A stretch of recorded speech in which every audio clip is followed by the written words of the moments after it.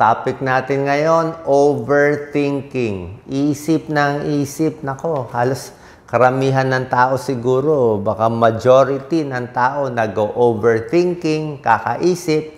Mamaya, kakaisip, nenervyusin na. Kakabhan na, marami nang mararamdaman na sintomas.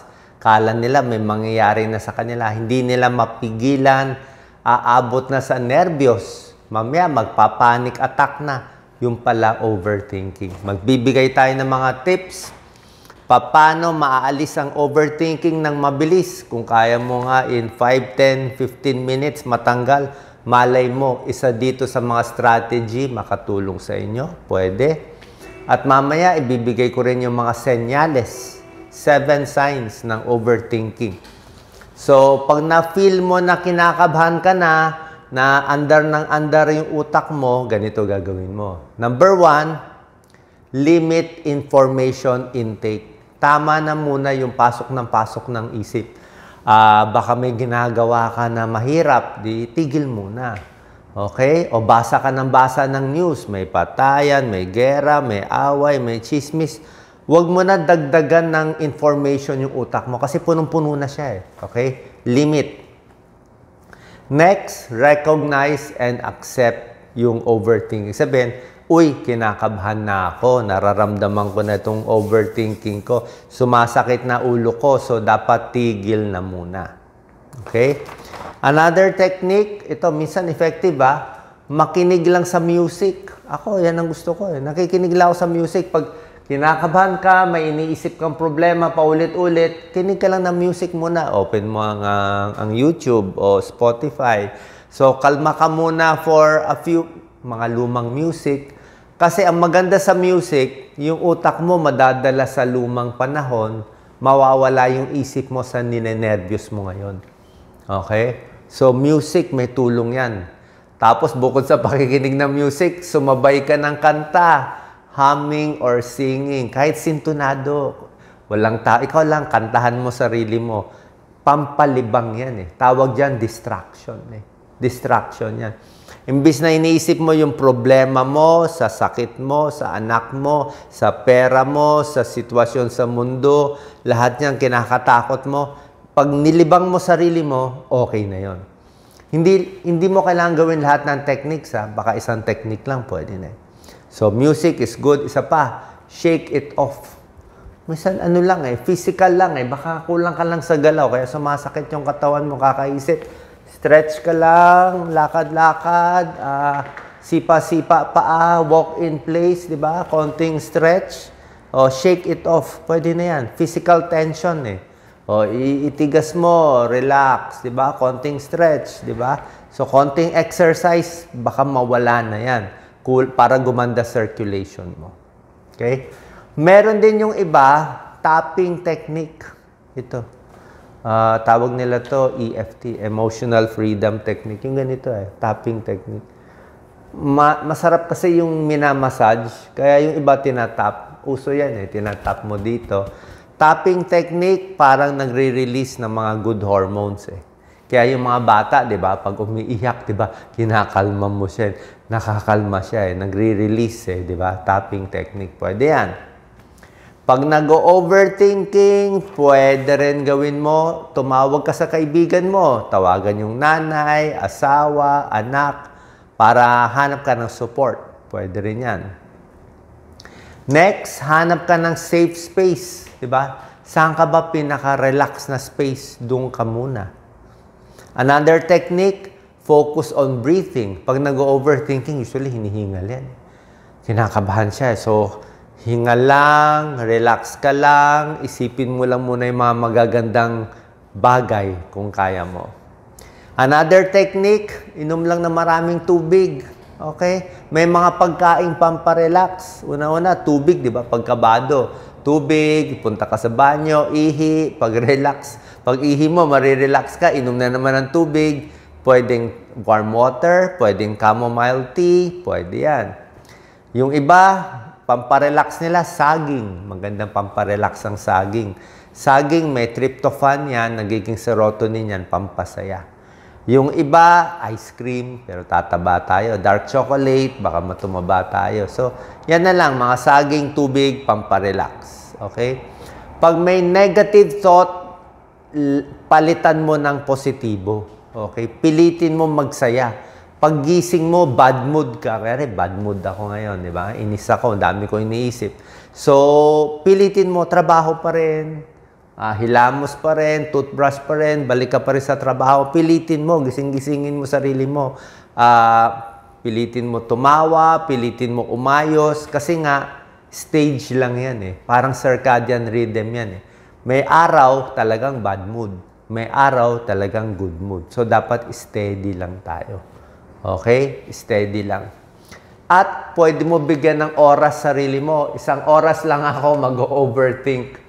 Mula 9 o'clock hanggang 10 o'clock ng umaga. Pag 10 o'clock na, bukas na ulit. Okay? May limit. May limit yan. Okay? So, lahat ng mga technique. Yung iba, naghihilamos ng malamig sa muka, pampagising. O baka maligo siya ng malamig, pampagising. So, all of these techniques, singing, exercise, lahat yan makakatulong. Deep breathing, praying, pwede rin yan.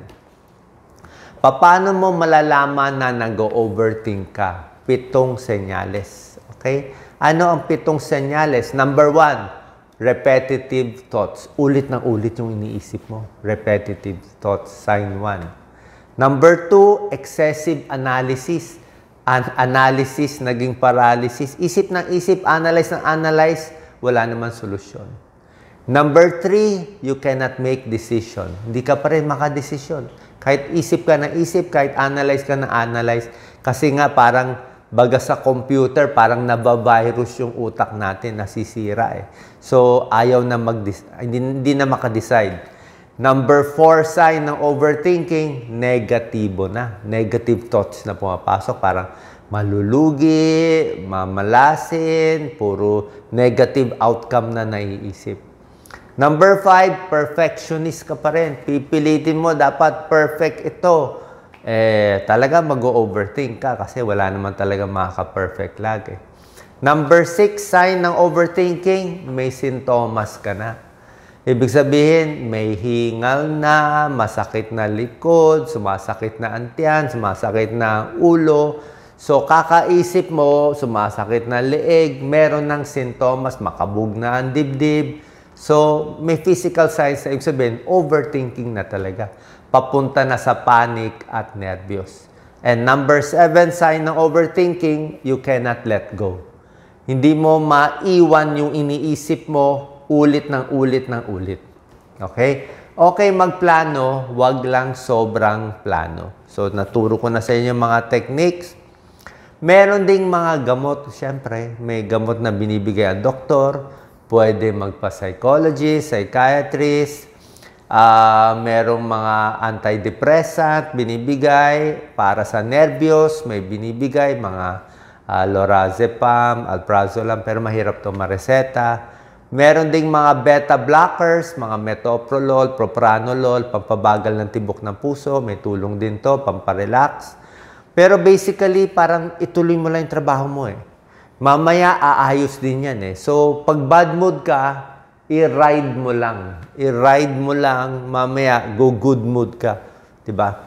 Ang mga nag-overthinking, dapat ganito isipin nyo. Kung kayo bata pa, 20s pa lang ang edad nyo, 29, 30, mas bata pa. Okay lang kayo nervyusin. Sabi nyo, bata pa ako, nervyos ako, marami akong pinaplano sa buhay ko. Pero kung kayo ay 40 na, 50 years old, 60 years old, kalimutan mo na tong overthinking at panic. I mean, I'm sure sa edad 40 at 50, baka 50 times ka na nagkaroon ng panic attack, 50 times ka na nag-overthinking, 50 times ka na nag-nervyos. Ano nangyari? Buhay ka pa naman, wala naman nangyari sa'yo. So, kakapanik mo, parang useless na. Dapat sanay ka na. Okay? May tao kasi talagang namana natin ang pagiging nervyoso, pagiging palaisip, at medyo problematic, yung mabilis kabahan. Kung ang nanay, tatay mo may lahi ng nervyos, mabilis magpanik, malamang namana mo. Kasi yung mga anak, habang maliit pa sila, nagagaya nila yung magulang nila, na-absorb nila yung pagkapanik ng magulang nila. At hindi lang yan, meron ding genetic, baka namamana din. Okay? So, kung malala nga, sabi ko, merong mga psychologists, psychiatrists na nagbibigay ng gamot. Lastly, may mga salita na nagpapakalma sa'yo. Salita. Pwede mo sabihin na lilipas din yan. This too shall pass. Okay, kinakabahan ka, hayaan mo lang, mamaya mawawala yan. Pwede mo sabihin, ito mga saying, isang salita lang, isang kalma na eh. Another saying, I am safe. Ligtas ako dito. Wala naman mangyari sa akin. Nasa kwarto lang ako. Ano ba pinag-iisip ko? Okay? This is just anxiety, not danger. Wala naman mangyayari sa'yo. Wala naman magnanakaw. Wala naman papatay sa'yo. Nervyos lang yan. Hindi ka mamatay, sabi ni Doc Willie. Walang mangyayari sa'yo. Okay? I am stronger than my anxiety. Mas malakas ako kaysa dito sa nervyos ay itong mga isip ng isip. My thoughts do not define me. Okay? Isip lang yan. Lumilipad lang yan mga negatibo na pumapasok na sa isip mo. Minsan mahirap makontrol, dumadapo sa utak natin. Baka tumubo yan negatibo, iwaksi mo. Okay? Ang secret dyan, kung may nagtuturo sa'yo na nagbubulong sa'yo na parang gumawa ka ng masama, awayin mo to, puntahan mo to, sabihin mo mali yan eh, i-out mo agad. O kung may nagtuturo sa'yo, gawin mo to masama, i-out mo agad yan. Hindi mo alam, pwedeng subconscious natin, pwedeng masamang influence, basta iwaksi mo. Dapat umpisa pa lang, no. Okay? Kausapin mo yung mahal mo sa buhay para mag-ground tayo. May tinatawag na grounding technique. Minsan, ito po, medyo malalim to Pag sobra ka ng nervyos, sobra ka ng overthinking, minsan, feeling mo, sense of unreality. Sintomas yan sense of unreality. Feeling mo, parang wala ka sa mundo. Wala ka sa kwarto. Parang, ito yung katawan mo, parang pinapanood mo lang sarili mo. Observant ka lang. Common yun symptom yan ng depression. Meron mga ganyang, usually, lilipas lang yan Lilipas. Siguro, sobrang stress, sobrang nervyos, o talagang may hormone na negatibo lang. So, sense of unreality, gagawin mo, grounding technique. Mag-ground ka. Paano? Nakikita ko yan. Tao ngayon. Nakikita ko building. Yan. See things. Tingnan mo. Kita ko kamay ko. Yan. Kita. So, after seeing, feel. Hawakan mo yung lamesa. Silya. Ito. Lamesa. Silya. Ito, very rough.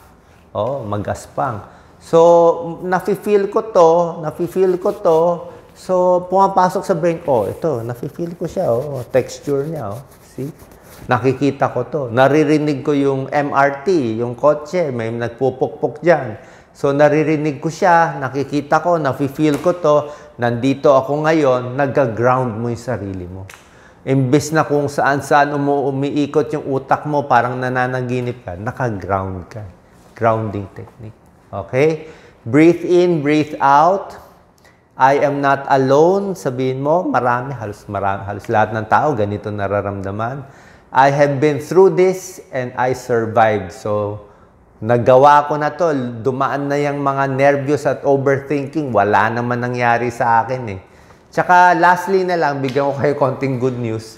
Yung mga taong nag-overthink, yung mga taong ninenervyos, usually, 99% wala silang sakit. Bakit walang sakit?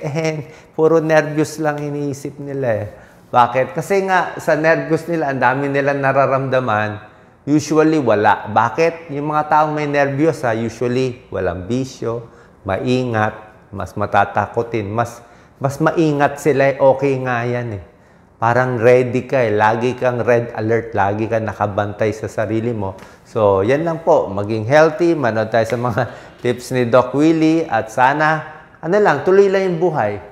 Lastly, meron pa isang fear. Fear of death. Takot pumanaw, takot mamatay. Very common yan. Maraming kumukonsulta sa akin. Ako, kinakabahan ako ngayon. Namamanid ako ngayon. Bakit? Ang dami ko na iniisip. Meron akong malalang sakit na nabasa ko. Ano yan eh? Fear of death. Lahat dadaan dyan. Minsan, pag bata ka, anong mangyari sa akin, mawawala ako sa mundo, ganyan. Pero, focus lang tayo eh. Lahat ng tao dadaan dyan. Tuloy lang tayo sa mission natin. Magdasal, baka may kabilang buhay. Basta ayusin lang natin ngayon. Gumawa lang ng matino, wala tayong naagrabyado para at least relax yung isip natin. Wala tayong guilt, wala tayong anger, wala tayong abuso. Basta yung problema natin, ito lang.